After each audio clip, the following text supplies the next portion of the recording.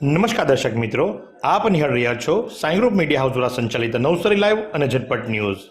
દિવસભરની ઘટનાઓથી અવગત કરાવતું એકમાત્ર બુલેટિનમાં જુઓ દેશ અને દુનિયાના આજના મહત્વના સમાચાર। નવસારી મહાનગરપાલિકા બન્યા બાદ જે ઝડપથી ડિમોલિશન થવું જોઈએ, ભલે એ ઝડપથી ન થયું, પણ ચૂંટણીના બ્યુગલ વાગ્યા બાદ પણ ડિમોલિશન ચાલુ જ છે અને જેનો ઉત્તમ ઉદાહરણ આજે જોવા મળ્યો હતો। ગ્રીડ રોડ પર ડિમોલિશનની પ્રક્રિયા હાથ ધરવામાં આવી હતી। ગ્રીડ રોડને મધ્ય લાઇનથી બંને બાજુ 12 મીટર એટલે કુલ 24 મીટર પહોળો રસ્તો બનાવવાની પ્રક્રિયા ઘણા વખતથી ચાલી રહી છે, જેના ભાગરૂપે હોન્ડાના શોરૂમની આજુબાજુ આજે ડિમોલિશન કરવામાં આવ્યું હતું। ભાજપ આદિવાસી મોરચાના પૂર્વ પ્રમુખ અરવિંદ ઘરાસિયાના પિતા નારાયણભાઈ કે જેઓ 103 વર્ષની ઉંમરે દેવલોક પામ્યા, એમની અનોખી અંતિમ યાત્રા કાઢવામાં આવી। ખેરગામ તાલુકાના જામનપાડા તળાવ ફળિયામાં રહેતા અને નવસારી જિલ્લા ભાજપ આદિવાસી મોરચાના પૂર્વ પ્રમુખ અરવિંદભાઈ ઘરાસિયાના પિતા સ્વર્ગસ્થ નારાયણભાઈ જેસલાભાઈ ઘરાસિયાનું 103 વર્ષની વયે નિધન થયું અને સમગ્ર પંથકમાં શોકની લાગણી પ્રસરી ગઈ। એક સદીથી વધુ આયુષ્ય ભોગવી વિદાય લેનાર નારાયણ બાપાની અંતિમ યાત્રાને શોકને બદલે તેમના દીર્ઘ સમૃદ્ધ જીવનના ઉત્સવ તરીકે મનાવવામાં આવ્યો હતો અને અનોખી અંતિમ યાત્રા કાઢવામાં આવી હતી। ખેરગામ મોચીવાડના આરાધ્ય હનુમાન દાદાના મંદિરે વિશાળ પાયે હનુમાન જન્મોત્સવની સામૂહિક ઉજવણી થઈ। ખેરગામ ખાતે રામજી મંદિરમાં હનુમાનજીનું મંદિર છે, પણ વિશેષ પૂજન અર્ચન મહત્વ મોચીવાડના હનુમાનજી દાદાનું છે કે જ્યાં દર શનિવારે મંગળવારે સેંકડો ભક્તો નિયમિતપણે દર્શન પૂજન કરવા આવે છે। આ મંદિર રામજી મંદિર હસ્તક હોવાનું બોર્ડ લાગ્યું છે, પરંતુ સૌથી વધુ પૂજા અર્ચના ખેરગામ બજારમાં યુવાનો અહીં કરે છે, જેમણે મંદિરોમાં સાઉન્ડ સિસ્ટમ પણ બેસાડી છે અને તેઓ હનુમાન જયંતિ ઉજવણીનો 3 વર્ષથી પ્રારંભ કરેલ છે। આ વખતે વિશાળ પાયે પ્રારંભ કરી આ વખતે યુવાનોએ વિશેષ આયોજન કર્યું હતું, જેમાં એક યુકે વાસી પરેશ ગોહિલ દ્વારા માત્ર શુદ્ધ ઘીની લાપસી બનાવવા માટે 27,000 રૂપિયાનું દાન પ્રાપ્ત થયું હતું। ખેરગામના યુવા કથાકારનો 100મો કથા મંગલ મહોત્સવનો કોસંબામાં મંગળ પ્રારંભ। આથી શ્રીમદ ભાગવત સપ્તાહ ખેરગામના યુવા કથાકાર પૂજ્ય જયભાઈ જોશી દ્વારા કથા યાત્રાની 100મી કથા શ્રીમદ ભાગવત સપ્તાહનો રણછોડરાયનું સુપ્રસિદ્ધ કોસંબા ખાતે શનિવાર તારીખ 5 એપ્રિલથી 11 એપ્રિલ સુધી દરરોજ રાત્રે 8 થી 11 દરમિયાન સંગીતમય રસપાન કરવામાં આવશે। પોથીયાત્રા 5/4/2026 રવિવારે સાંજે 6 કલાકે ઉદયભાઈ મનહરભાઈ ટંડેલા નિવાસ સ્થાન પ્રીતમનગરથી નીકળી રણછોડજી મંદિર થઈ કથા સ્થળ પ્રીતમનગર ગ્રાઉન્ડ ઉપર પહોંચશે। પણજ નાની કોલવાડમાં હનુમાનજી મંદિરનો 26મો પાટોત્સવ ધામધૂમથી ઉજવાયો। ખેરગામ તાલુકાના પણજ નાની કોલવાડના હનુમાનજી મંદિરે 26મો પાટોત્સવ અને હનુમાન જન્મોત્સવ ગુરુવારે ધામધૂમથી ભક્તિભાવથી ઉજવાયો। બજરંગ યુવક મંડળ દ્વારા 25 વર્ષથી દાદાનો જન્મોત્સવ ઉજવાય છે। આ વર્ષે સત્યનારાયણ ભગવાનની સમૂહકથા અને સાંજે હનુમંત ચરિત્ર સત્સંગનું સુંદર આયોજન કરવામાં આવ્યું હતું। ખેરગામના પ્રસિદ્ધ કર્મકાંડ આચાર્ય શૈલેષભાઈ રાજગુરુ દ્વારા શ્રી સત્યનારાયણ ભગવાનની સમૂહકથા સંપન્ન થઈ। યુવાન વક્તા માક્ષિતભાઈ રાજ્યગુરુએ સાંજે હનુમાન ચરિત્ર સુરતાલમાં વર્ણવ્યું હતું। આજના હવામાનની વાત કરવામાં આવે તો આજનું મહત્તમ તાપમાન 35 ડિગ્રી સેન્ટીગ્રેડ અને લઘુત્તમ તાપમાન 20 ડિગ્રી સેન્ટીગ્રેડ નોંધાયું હતું। સવાર દરમિયાન 95% ભેજ અને સાંજ દરમિયાન 45% ભેજ હવામાં રહેવા પામ્યો હતો। પવનની ગતિ 3.7 કિલોમીટર પ્રતિ કલાકની ઝડપથી ફૂંકાયો હતો અને પવનની દિશા સાઉથથી વેસ્ટ તરફની હતી।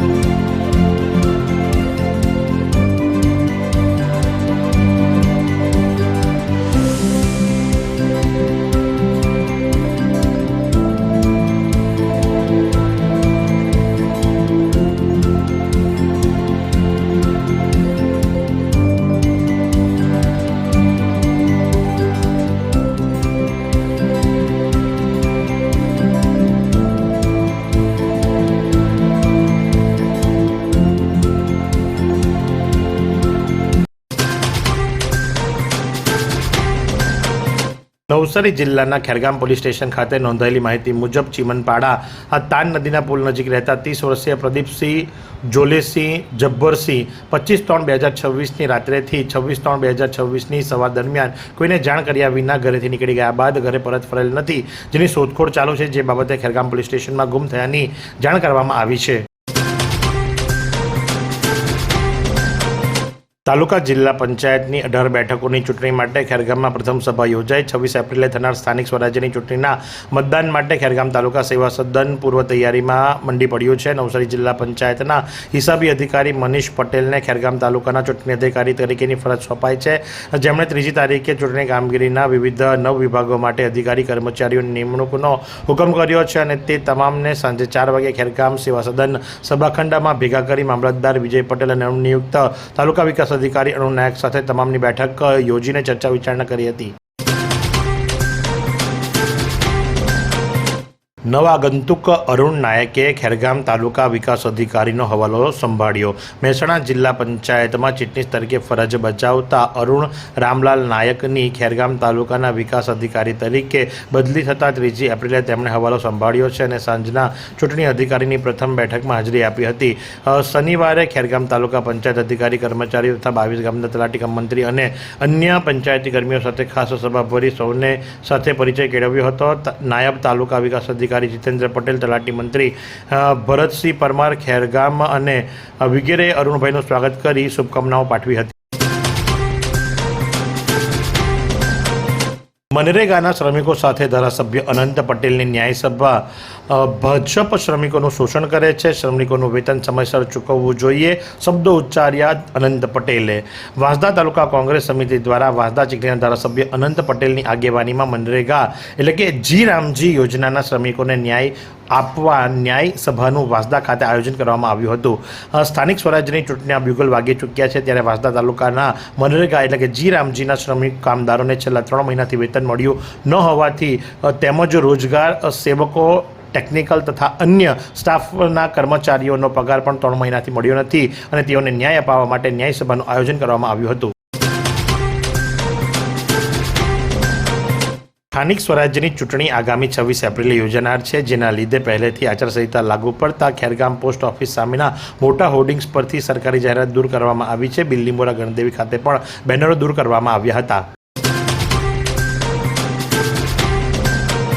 વિજલપુર ભારતીય જનતા પાર્ટીના આગેવાન બબલુ કાકા કે જેમનું આજરોજ અવસાન થયું છે, એમની અંતિમ યાત્રા બપોરે 3 કલાકે એમના નિવાસસ્થાન ચંદનવન સોસાયટી વિજલપુરથી નીકળી હતી અને આ દુઃખની ઘડીમાં શર્મા પરિવારની સાથે સાંઈ ગ્રુપ મીડિયા હાઉસના તમામ સભ્યો પણ પ્રભુ પ્રાર્થના કરી રહ્યા છે કે વિનોદભાઈ શર્મા ઉર્ફે બબલુ કાકાને પરમાત્મા ચીર શાંતિ આપે. બબલુ કાકા કે જે વર્ષોથી ભારતીય જનતા પાર્ટીની સાથે જોડાયા હતા, ભાજપના કહી શકાય કે પ્રથમ હરોળના અને કેપ્ટન તરીકે જેમણે પોતાની સેવાઓ ભજવી છે ભારતીય જનતા પાર્ટી માટે, વિજલપુર શહેરના વિકાસ માટે જેમણે સિંહ ફાળો આપ્યો છે, એ સૂરજ હંમેશાના માટે આથમી ગયો છે. 22 વર્ષથી દરરોજ લાખો જીવનોમાં આશા અને આરોગ્યનું પ્રકાશ આપતી Kejal life in multi speciality hospital.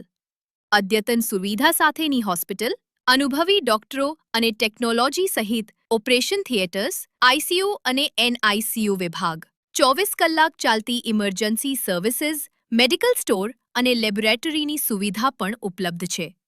Hospital સેવાઓ જેમ કે ઓર્થોપેડિક વિભાગ, મગજ અને સ્પાઇન વિભાગ, યુરોલોજી અને હૃદય રોગ વિભાગ, જનરલ સર્જરી વિભાગ, ઈએનટી અને ગેસ્ટ્રોએન્ટરોલોજી વિભાગ, બાળ રોગ વિભાગ, ફિઝિયોથેરાપી સુવિધા, ડેન્ટલ, મનોચિકિત્સા વિભાગ, સ્કિન એસ્થેટિક અને પ્લાસ્ટિક સર્જરી વિભાગ અને 800થી વધુ ડાયાલિસિસ કરતું નવસારીનું એકમાત્ર ડાયાલિસિસ સેન્ટર.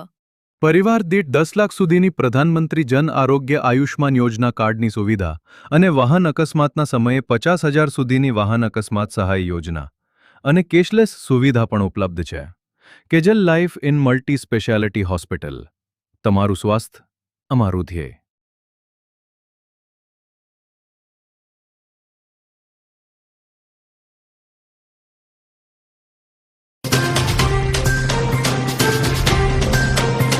નવસારી નજીકના ગણેશ સિસોદરા પાસે બુલેટ ટ્રેનના બ્રિજ પર શ્રમિકે ફાંસો ખાઈ જીવન ટૂંકાવ્યું. મૂળ પશ્ચિમ બંગાળના અને હાલ નવસારીના કબીલપુર ખાતે ગ્રીડ નજીક આવેલ જનકપુરી સોસાયટીમાં રહેતા 43 વર્ષીય શ્રમિક નારાયણ કર્માકરે ગત 1 એપ્રિલે રાત્રિ દરમિયાન કોઈક અગમ્ય કારણોસર કબીલપુરને અડીને આવેલા ગણેશ સિસોદરા ખાતેથી પસાર થતા બુલેટ ટ્રેનના ટ્રેક પર બની રહેલ બ્રિજની લોખંડની એંગલ સાથે અગમ્ય કારણોસર ફાંસો ખાઈ જીવન ટૂંકાવી લીધું છે.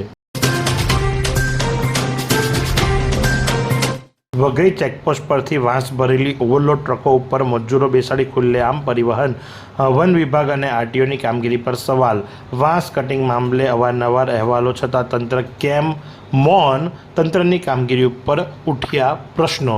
વઘઈ વિસ્તારમાં છેલ્લા કેટલા સમયથી ઓવરલોડ વાંસ ભરેલી ટ્રકો ઉપર જોખમી રીતે મજૂરો બેસાડી ખુલ્લેઆમ માર્ગો ઉપર પસાર કરવામાં આવી રહ્યા હોવાની ઘટનાઓ છાસવારે સામે આવી છે. સ્થાનિક લોકોમાં આ બાબતે ચિંતા તેમજ રોષ જોવા મળી રહ્યો છે. સ્થાનિકના જણાવ્યા મુજબ ટ્રકની ક્ષમતા કરતાં વધુ વાંસ ભરવામાં આવે છે અને તે ઉપર મજૂરોને બેસાડવામાં આવતા તેમના જીવ ગંભીર રીતે જોખમમાં મુકાઈ શકે એવી પરિસ્થિતિ સર્જન કરવામાં આવી રહી છે. તેમ છતાં પણ વન વિભાગ અને આરટીઓ શા માટે મૌન અને બેદરકાર બન્યા છે ખબર પડતી નથી.